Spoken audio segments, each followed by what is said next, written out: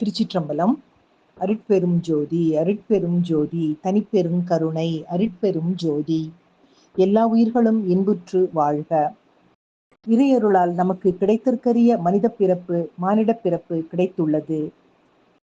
ஏன் பிறந்திருக்கிறோம் என்று அலுத்து கொள்ளாமல் எப்படி வாழ்ந்தால் அது வாழ்க்கை என்று சிந்திக்கும் போது வாழ்தல் நலம் தருவதாக இருக்கும்.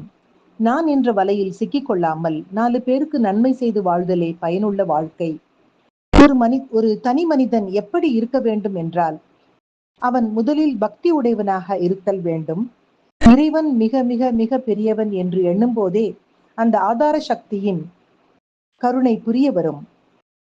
பக்தி செய்யும் போதே நேர்மை, உதவும் மனப்பான்மை, அமைதி, அடக்கம், அன்பு அத்தனையும் சேர்ந்த ஒன்றாக நாம் இருப்போம். இந்த அன்பு என்பது சாதாரண ஒன்று அல்ல, உலகையே ஆளும் மிகப்பெரிய சக்தி. அதுதான் இறை சக்தி. இந்த சக்தியை இறையருளால் பெற்று அன்பை நிறைத்து அன்பாக வாழும் ஒருவனுக்கு தன் நிறைவு கிடைப்பதோடு மற்றவர்களுக்கு மிகுந்த அளவில் நன்மை தருபவனாகவும் வாழ்வான். அதுபோன்ற மனிதர்களால் வீடும் நாடும் உலகமும் நலமாக வாழும். செய்க தவம் செய்க தவம் நெஞ்சே தவம் செய்தால் எய்த விரும்பியதெல்லாம் எய்தலாம். அன்பினில் சிறந்த தவமில்லை, அன்புடையோர் இன்புற்று வாழ்தல் இயல்பு என்பது மகாகவியின் வாக்கு. அன்பெனும் மாபெரும் சக்தியாக மாறுவோம்.